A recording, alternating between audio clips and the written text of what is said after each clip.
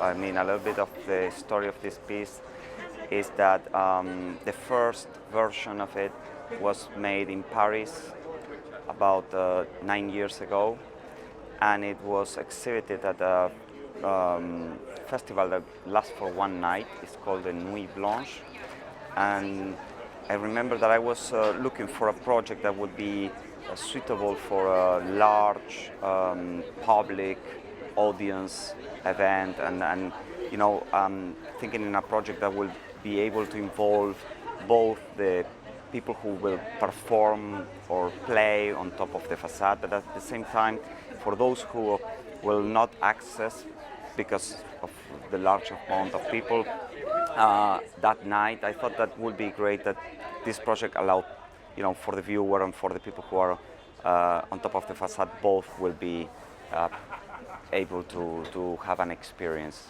from the piece.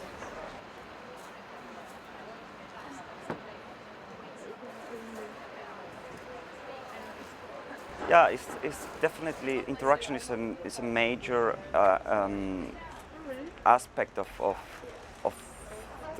the work, and I think that it's not that obviously create a very amusement experience, but at the same time, this relates to the way that I understand the fiction should be, because all the work is related to somehow creating experiences through the ordinary spaces, architecture spaces that we live in. So it's through the recognition of these ordinary spaces that people are able to build their own fictions.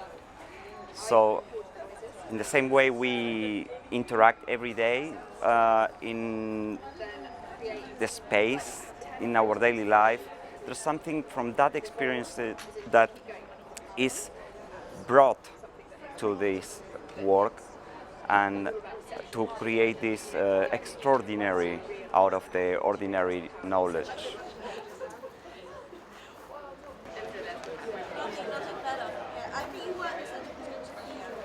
Well, actually the facade was designed taking details and from the local architecture. And in London this time, I think that this, and because of the site we are installing this work, there's a new meaning coming up, because actually this lot where we are standing, there was a house prior to the war, and a house that has been bombed. And so it's a little bit of bringing a little bit of the history of the neighborhood.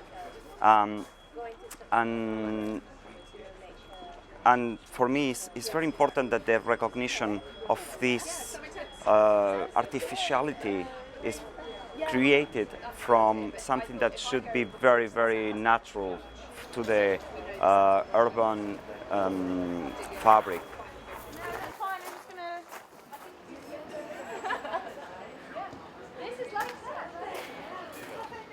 This is probably the only piece that I'm thinking I have created that is actually taking it's almost like the more exterior piece of architecture I have created, because most of the pieces are enclosed spaces that obviously they build fictions, different type of stories. But this one is, it's almost like you're already in the street by the time you're looking at the facade.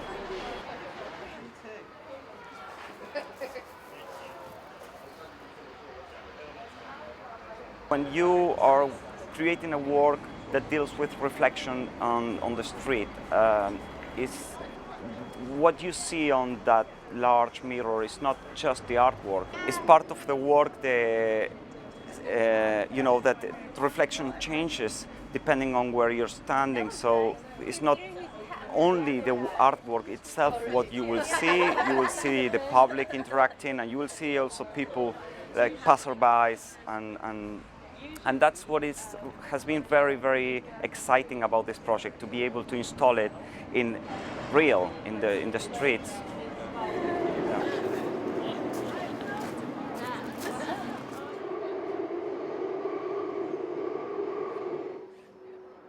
Well, it really depends on the projects and sometimes there is a need, a requirement for creating some models and doing some tests, but some other times actually there is it's all like it's a mental construction. I think it's sometimes I imagine the mind of a musician that is composing a melody, and I don't think that it's always necessary to have an instrument along in order to create that melody. And so for my work, I think it works about in the same way. I mean, it's an idea that grows, and I can imagine how it will work. And sometimes, yes, some testing is required. But most of the time, I would say that some models are created not necessarily for me, but to show people how it will work, like the people who are organizing, either if it's an institutional exhibition or in a gallery.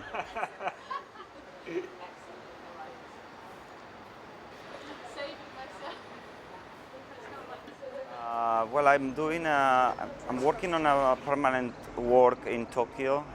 I'm having a solo exhibition in Sao Paulo next November, and well, there are quite a few things coming up, but that I cannot recall at the time. But yeah, it has been a quite busy year.